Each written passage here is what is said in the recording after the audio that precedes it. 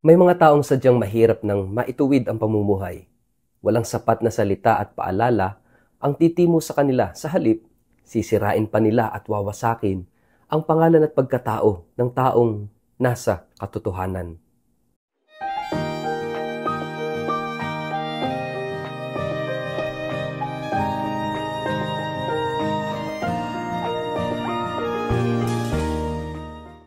Ang mabuting balita ng Panginoon ayon kay San Mateo.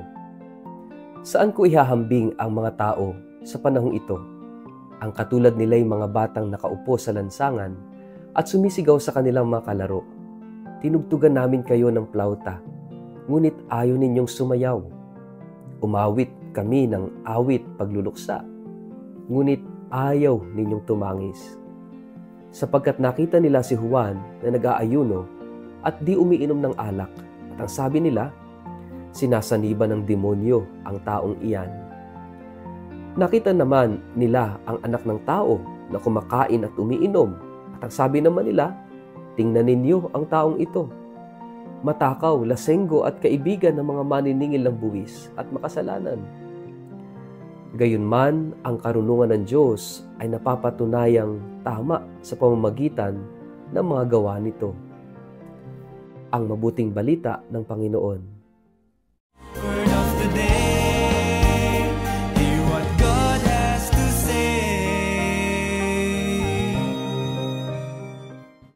Mapagpalang araw po sa inyong lahat. Kumusta po kayo? Ang ating pong word of the day ay incorrigible. Mga kapatid, sadyang may mga tao sa buhay natin, sana naman hindi tayo yon. Yung bang wala ng room, wala ng space for change. Hindi dahil tinatanggalan natin sila ng pagkakataon, kundi it is by choice.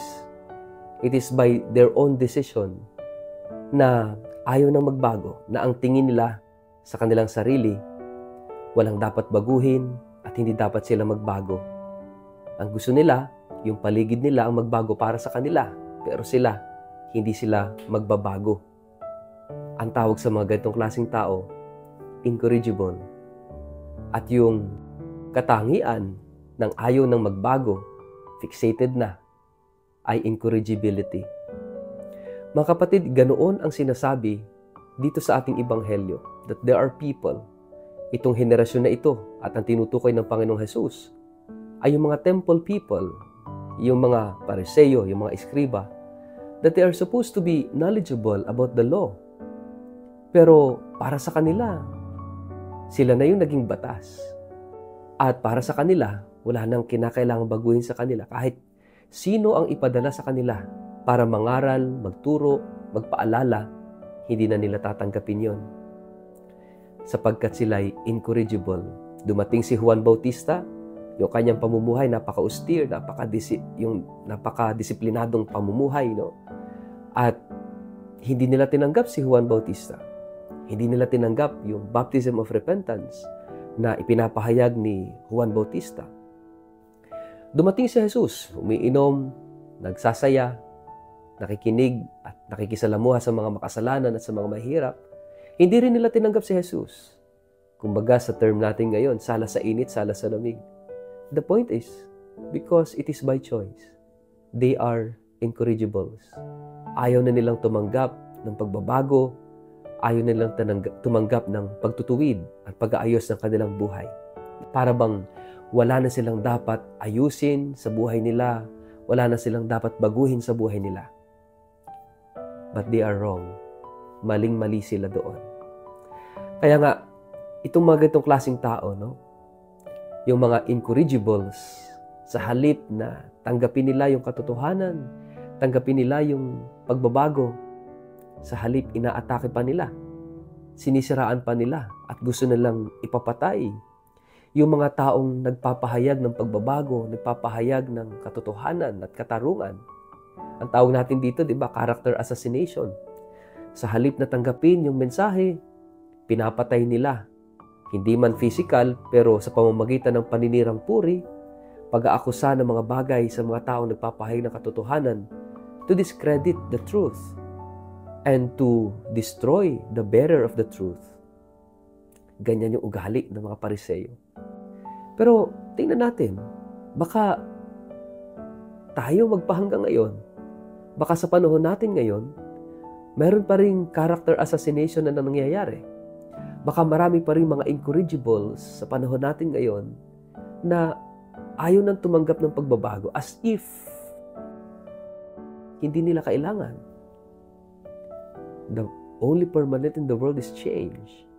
At napakaraming bagay sa buhay, sa ating sarili, ang dapat mabago, ang dapat maayos. And it entails openness, generous openness of the self, para tanggapin ang salita ng Diyos, ang salita ni Jesus, para tanggapin ang Diyos sa buhay natin for us to change. Kaya nga mga kapatid, baka tayo, tingnan natin, obserbahan natin yung ating mga sarili. Kapag itinutuwid tayo sa ating pagkakamali, what is our attitude? Nagagalit ba tayo sa taong nagtutuwid sa atin? Nagagalit ba tayo sa mga taong itinatama tayo sa halip na tanggapin natin yung pagtatama, yung pagtutuwid? Magagalit tayo at sisiraan pa natin yung taong nagtutuwid sa atin. We assassinate the character of the person. Mga kapatid, kung tayo ay may ganung ugali, wala tayong pinagkaiba sa mga Pariseyo, sa mga eskriba. Ito yung ayaw na ating Panginoong Jesus. Kasi kapag ganito ang ating attitude, just like the Pharisees and the scribes, we are incorrigibles. Paano natin tatanggapin si Jesus? Paano natin tatanggapin ang Diyos? Ngayong panahon ng Adbyento, it is about accepting Jesus Christ. At sa pagtanggap natin sa Kanya, we prepare ourselves, inihanda natin yung ating sarili upang sa ganoon ay mabago yung ating sarili. Kaya kung tayo ay incorrigible, walang magaganap na Pasko sa buhay natin. Sapagkat ang Pasko ay pagdating ni Jesus, pagdating ng pagbabago at pagsasaayos ng buhay natin. That's the meaning of Christmas. And that is why tayo ay naghahanda sa panahon ng Adbyento sa pamamagitan ng pagsisisi sa ating mga kasalanan, ng pagtanggap sa pagkakataong mabago tayo.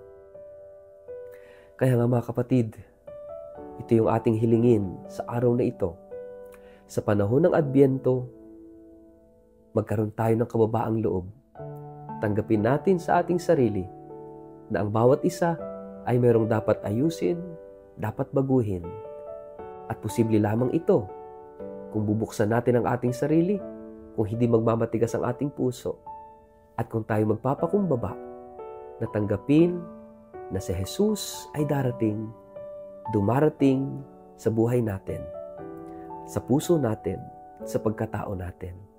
At ang pagdating ni Jesus ay magdudulot ng ganap na pagbabago sa ating buhay.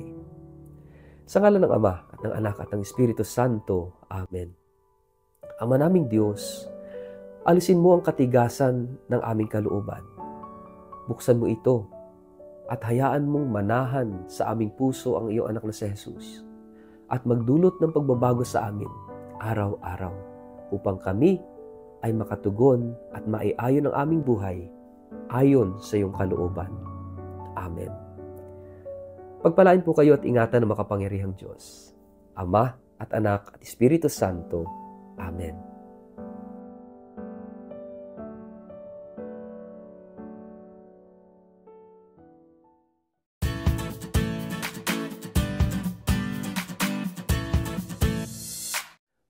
Mag-like, follow at subscribe sa Word of the Day para sa inyong pang-araw-araw na inspirasyon. Inaanyayahan ko po kayong i-like ang aking Facebook page at mag-subscribe sa aking YouTube channel na Word of the Day.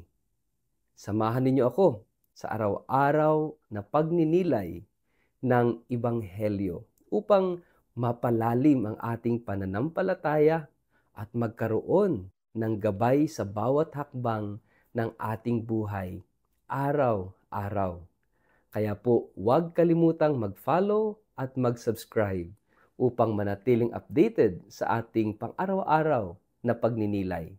Maraming salamat po at naway patuloy tayong pagpalain ng Diyos.